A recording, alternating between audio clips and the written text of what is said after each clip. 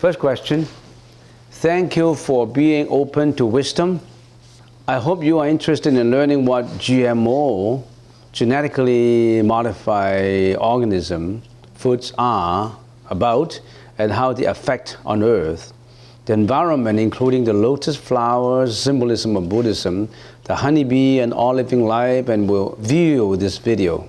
No rush to return to me. Yeah, okay, thank you. Next question. How do people fall asleep during meditation? How do I stay conscious? In other words, you are talking about you falling asleep in meditation.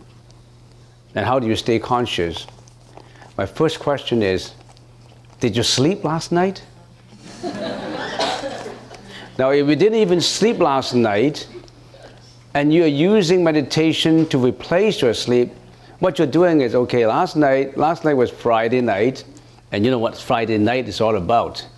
So you spent all your time in a bar or in a party and until 3 o'clock in the morning, and you went home and you arrived home at 4 o'clock, and then you look at the clock and you look at the calendar and say, oh, tomorrow is meditation time.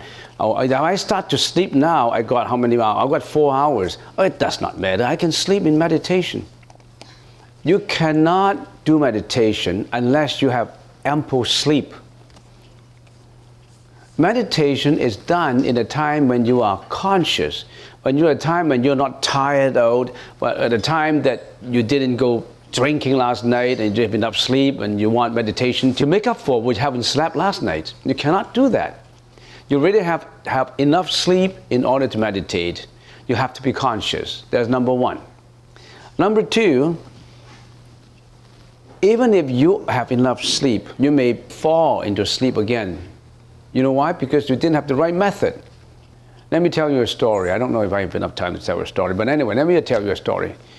200 years ago, say in the Qing dynasty, there was a monk. He was a senior monk, 75, senior monk, and he was meditating. At old age, it's prone to sleeping when you're meditating. So there's always dozing off in meditation, even though he had enough sleep. And then he said to himself, I cannot do this all the time. How can I practice meditation if I always dozed off in my sleep? I must gather all my efforts to improve it. You know what he did? He went into a cliff and meditated right on the edge of a cliff. So if I'm meditating on the edge of a cliff, if I dozed off, then I fall. If I fall, I'll be dead. Because 200 feet downstairs on the slope, I'm meditating on the cliff, and if I fall, I would fall right down to the slope and I'll be dead. So I should not sleep now. So he tried and he dozed off. He said, no, I can't sleep because he dozed off, he would kill himself. And then somehow he was so far into the trap of sleeping that he dozed off again. And boom, he fell down. In the middle, about 120 feet before touching ground, he discovered that there's somehow a big hand held him up and pushed him back to the cliff. And then he was surprised. I was falling, and how come I feel something soft, like a big palm, holding me and putting me up again? And then he looked around, and he saw a mystic. He saw a limb. He saw a guardian angel in the form of a man. The form of that man is like what in the shrine outside, Wei Tuo Pusa, the protector of Buddhism, with a sword, the protector of Buddhism. And the Zen monk said, oh, thank you very much, Venerable. You saved my life. And then all of a sudden in that Zen monk, he had a sense of superiority. He felt that there may not be anyone like me who has so much courage, and there may not be a lot of people like me who would be saved by a guardian angel. Actually, in appearance, he saved me. So he talked to the guardian angel and he said, well, I guess there isn't too many people like me who have the courage to do meditation like that and who have the honor of being saved by you, right? So I'm one of those few saints, one of these few people who are good enough for you, who's worth your saving.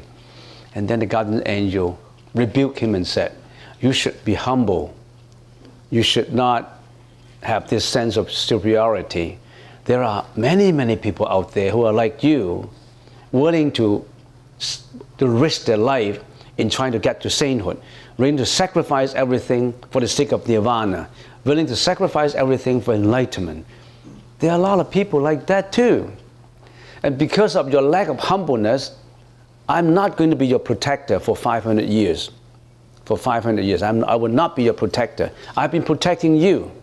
That's why I appear. Now I would go away. I would not be your guardian angel anymore. I would go away. And he disappeared. And the Zen monk regret on it. Oh, I shouldn't have said that. Well, right now my guardian angel is gone. No, I feel sorry about it. But what should I do? I should not meditate on the cliff anymore. Otherwise, I would drop and fall and be dead. And he went back to his hut. And he started meditating again. And he dozed off again. And then he said to myself, no, I don't care about my life. I want to improve. I still want to meditate on the cliff. Otherwise, I will never get enlightened. If I never get enlightened and get into the next round of life and death, next round of reincarnation, I'm wasting my time. I don't want to get into life and death, reincarnation anymore. I want to be in sainthood. I want to get to the Buddha land. So he continued to meditate in spite of the fact that he knew that his guardian angel is gone. No more there. He won't be protected, but he was still meditating. He knew that this time, if I fell, I'll be dead. But I prefer to be dead rather than like a sleeping caterpillar, never get enlightened. I prefer to be dead, you know. So he was meditating. He tried to control himself, and he would meditate and try to control himself. And boom, he fell again. He fell down on the cliff. But right before he touched the ground, a hand held him and pulled him up to the cliff. And he looked around. The guardian angel is still around. And then they asked, Venerable, you told me that you will not be my guardian angel for 500 years, but how come you come back again? And the guardian angel said, yes. Your thought of even sacrificing your life for the sake of anuttara samya sambuddhi, your thought of sacrificing yourself has already gone beyond 500 years. One thought is beyond 500 years. So I'm coming back. You are after 500 years now, symbolically. So that's the story. So if you always are sleepy, you always fall asleep, why don't you do something like what this monk is doing? Change your habit. Some say we choose to come to this earth with bodies to experience worldly ways and learn Buddhism. Buddhism seems to renounce being in this world to become saints in the next life. So the goal is going to beyond the constraints of the body. Is that correct?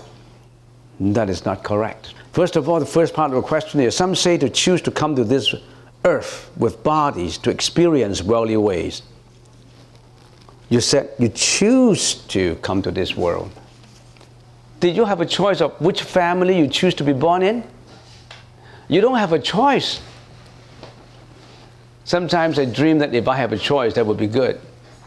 I would choose to be born in a rich family. I would choose to born into a family that the father is highly responsible for education of the kids. I would be born in the family that's perfect. You don't have a choice. You can't say you choose to come to this earth. You don't have a choice. You didn't have a choice. Why did you get born in here in this world? Your energy pull you to this world. What you have done in the past, your karmic energy pull you here. It's just like your favorable karmic energy pull you to this temple this morning to listen to some words of wisdom. You don't come without a cause. You don't come without a reason. You come with a cause according to the philosophy of causality. Because the karmic cause pull you to where you're going. You don't have a choice. That being said, I said, you still have a choice. You don't have a choice for what happened in the past, because you suffer from what happened in the past, or you enjoy from what happened in the past, but you have a choice for the future. The future is in your hands. Do you want to be better? You cultivate all these causes. When you have these causes, you have the same corresponding effects. It's not God's idea that you suffer. You are the script writer of your own lifetime script. Do you want to be a good script writer? You write your own life. You write it with your hands. And you play that role with your demeanor. You play that role with whatever you can. You play that role as a criminal. You play that role as whatever the karmic energy pulls you. So you don't have a choice, but you still have a choice for the future. So we always have confidence and hope. You cannot change your past, but you can learn from the past. You cannot change it, but you can learn from it. Right? Now, so your question is, I choose to come to this world. You cannot choose to come to this world. Buddhism renounces being in this world. When you do not have a choice to come to this world, how can you say the Buddha renounced this world? You can only renounce certain things if you have for freedom not to renounce it, if you have the freedom not to come. But you don't even have that freedom. But the Buddha told you this is not the world, the ideal world to be in. The Buddha never renounced this world. The Buddha saved this world. The Buddha bring out all the facts about this world. The Buddha give you the reality of this world and help you to analyze this world so that you can save yourself getting out from there. The Buddha never renounced this world. You know what the Buddha renounced? You know what we should renounce? We should renounce our vulgarity.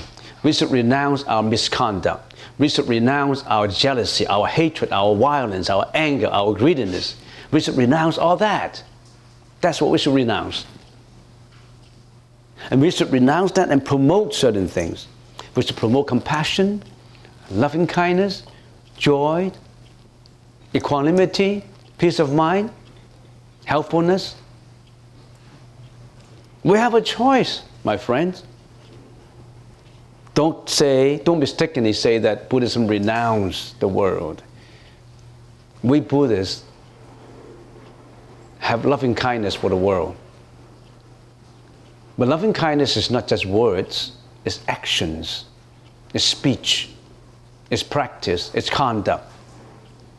You're talking about kindness and compassion with words, but you never act it out with your conduct, with your words.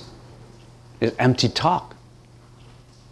All right, that's it for this question. Next question. Could you please help me to advise a person who is dying because of liver cancer? He has a lot of anger that he cannot let go. Explain to him about karmic energy. What we suffer is what we have done in the past. The causes that we germinated in the past, which sprout into the seeds, the fruits that we enjoy now, will sprout into flowers and fruits. You reap what you sowed. Nobody give it to you. If you go through suffering in sickness and disease, probably you have inflicted a lot of pain to living beings. You always kill, you always hunt, you always fish, you kill animals for food. You never show your compassion and loving kindness to animals being killed. You continue to be a meat eater. You continue to promote killing animals for the fur, for the skin. You have not been merciful. That's why in this life, for those who are not merciful, no loving kindness, you suffer from short-lived, you suffer from sickness. Not determined by God, but determined by the natural cause of causality. It's not God that determines your fate. You yourself. If that is the God, God can help you. but he cannot be you. Your teacher can only guide you to the examination and get an A, but your teacher cannot write the examination for you.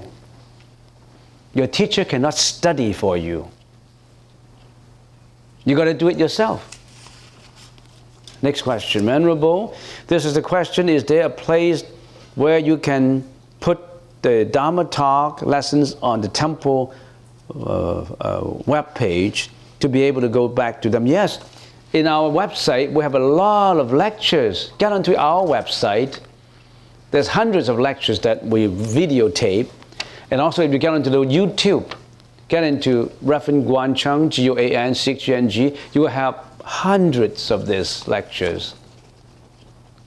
And you can get onto them. I'll be slowly, gradually putting out more and more lectures. By the way, last week, there was a lady coming up to me. Probably you have seen a lady coming up to me. She's from Singapore.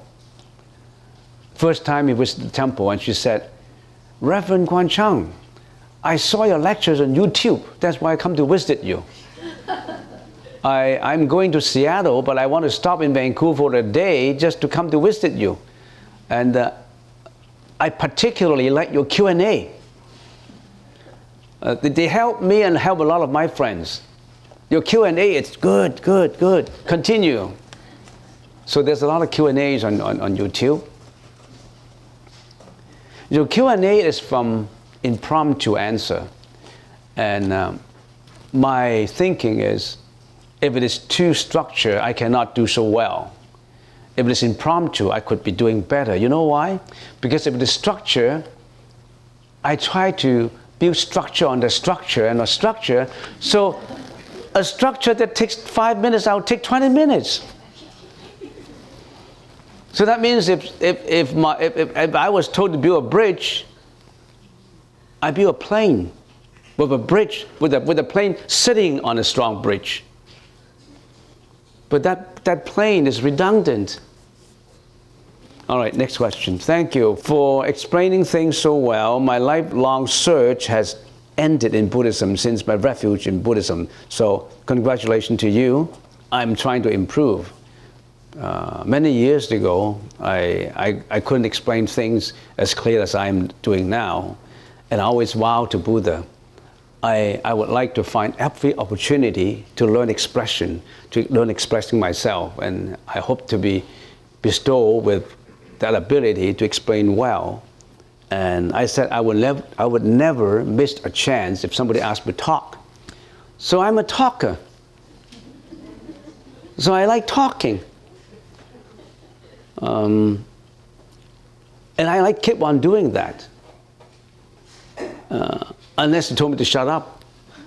So one day, shut up, then I'll shut up. How do you help a family member suffering from cancer spiritually? Well, you explain it to him that you have liability to pay. Now, you have done certain things in the past. You sow all these causes that lead to who you are today. You can't change the past, but you can change the future.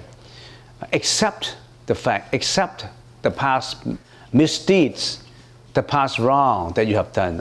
Accept that you owe debts to people.